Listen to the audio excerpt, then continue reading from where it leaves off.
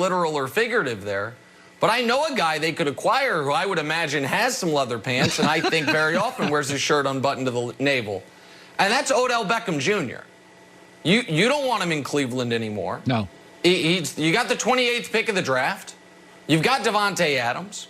Odell, this would be what I'm hoping for my friend Odell, the Randy Moss career arc. Unbelievable first stop, kind of confusing second stop, and then he finally gets with a superstar quarterback, and he has nails in his third stop.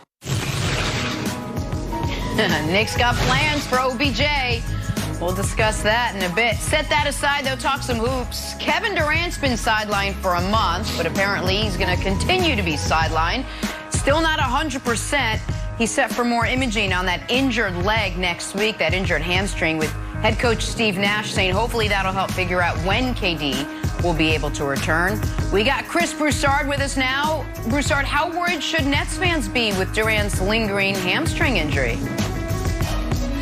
I think worried is too strong. Two more appropriate words for me are, one, surprised. Remember, when he got injured in mid-February, it was like he'll be out at least 2 games. So we're thinking, okay, this is nothing big. Now it's going to be 10, maybe 11, maybe 12. Who knows? So I'm surprised at this. The good news is that doctors are saying that it's not related to the Achilles. You know, I'm not a doctor. I'll just take their word for it. But that's good news if that indeed is true. The second word is concerned. And it's not just the injury, or it's not even so much the injury to Durant. I'm concerned because at some point, they got to get their big three on the court together. You know, what they're trying to do is already fairly unprecedented. You know, bring 3 superstars together and drop them into a lineup, and they win a championship right away. We saw Miami's big three couldn't do that. Remember, Elgin Baylor, Jerry West, Wilt Chamberlain couldn't do that. Charles Barkley, Clyde Drexler, Hakeem Olajuwon couldn't do that. And now they're going to do it playing just a handful of games. They got 35 games left. I would love to see them play 25 to 30 of them with their big three together. Now, I get it, and I agree. Kevin Durant, more than any other superstar, can fit seamlessly into a lineup because of the nature of his game. Doesn't over-dribble, great jump shooter. Even his personality, he should be able to fit in. However, it's still an adjustment. And the role players have to adjust to having another superstar on the floor. Defensively, what's it going to look like? We already know that's a concern for this team. So that's my concern. Like, it's hard to imagine them playing 15, 20 games together as a big three and going into the playoffs and just running through everybody and winning the championship. I'm not saying it's impossible because they look fantastic, but it's hard to fathom and, again, wholly unprecedented. Well, look, guys, as the resident Net super fan, I'm super concerned here. Because as a player, you know, and I tried to articulate this and I tried to explain this when we were just talking about Dak Prescott. And will he pick up where he left off? Well, your ankle goes, and now all of a sudden you start overcompensating. The body is like, oh, it's altered, so it's trying to figure out how to adapt, and now your knee go, your hip go, your lower back. These professional athletes' bodies are like NASCARs. If there's a little boat off, those drivers feel it. You feel it as an athlete. You hear guys come in the locker room right now. You come in the locker room, they're like, oh, my glute, my VMO's off. And you start seeing them doing some exercises, some corrective exercises to get that thing firing. So now you got KD.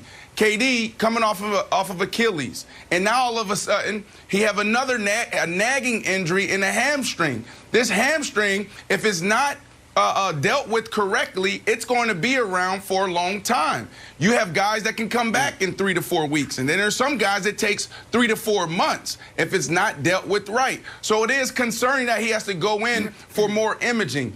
When I was playing for the Seattle Seahawks, that's what pretty much ended my career, coming off an ankle injury, and then all of a sudden it went up the chain, and then my hamstring went. Going back to my second year in the NFL, I had a quad injury. That quad injury put me out for 4 months.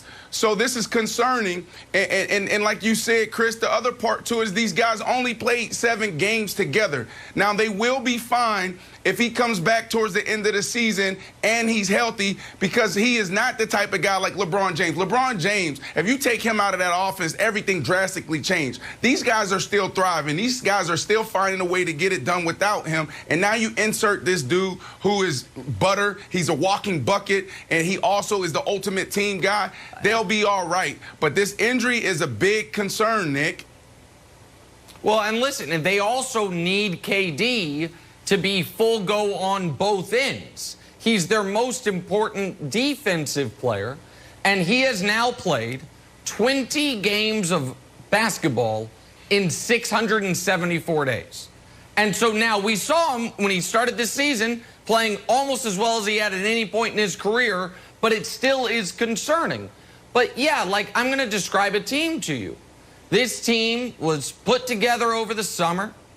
Their second best player has a spotty, at best, postseason resume.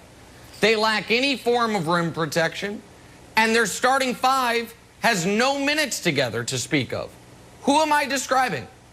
Well, it's this year's Nets and last year's Clippers. And eventually, America's going to understand that what happened to last year's Clippers is the path the Nets are barreling towards. Now, not necessarily blowing a 3-1 lead in the second round. I'm not assigning that to them. But where they were ordained championship favorites without us ever getting to see these guys play together. That is very concerning. And so I do think that it is something that has to be discussed as a giant, not just a, well, let's monitor it, but something that has to start being factored into championship odds and start being factored into how good you think this team will become the postseason. Because, Wilds, maybe you disagree. If Durant's out, I don't think they can get out of round 2. But even with Durant, if they've played 12 games together, then I don't know if you can expect them to have the cohesiveness and continuity it's going to take to beat Milwaukee and Philly in consecutive series, much less beat the Lakers in the finals. Okay, so if Steve Nash came out today, Broussard, and said, you know what, we're going to shut down KD for the entire rest of the season. It's an imaginary world now. We're going to see him in the playoffs. I wouldn't be that worried about it for the reasons that you talked about it. A, his demeanor kind of fits in with like, all right, I'll do what I need to do. 2, his game sort of works with that. 3, he's a basketball savant. He can watch the games, and I think there's more chemistry there from him watching and playing with those guys before. He's played with Kyrie enough, buddies with Kyrie, and he played with James Harden in Oklahoma City. So I'm not as worried. I don't think it's a fair comparison to say like, this is like the Clippers when Kawhi and Paul George never had a history of friendship or playing together. So I'm not nearly as worried as everybody else. Yeah, I would be incredibly concerned. I would be worried if that was the point. You know, if he can't play the rest of the season. Because, look, Milwaukee, we like to write them off because of what's happened in the last 2 postseasons. But they're not going to be easy. They're not just going to run through the Bucks. And Philadelphia, the same thing. True. So these are world-class teams that they're going against. I just have never seen it. Nobody's ever seen it, Wilds. Like to drop, they would have had 7 games together. And you're right. I said it. Durant fits in great. But that's unimaginable that a team could play 7 games together and win a championship. Because that's what it's about. It's not about getting to the Eastern Conference Finals. It's not about even getting to the finals, especially now you bring in a Blake Griffin. It's about winning a championship. And so, yeah, I would think they couldn't win it if Durant's out the rest of the season. So I got some historians around me, NBA historians around me. You guys tell me the last time we seen a team that had 3 prolific scorers like this. The offense is what's going to get it done. The offense is what's going to get them there. These guys will be fine if they're healthy going into the postseason. And, Nick, you keep talking about, comparing this team to the Clippers.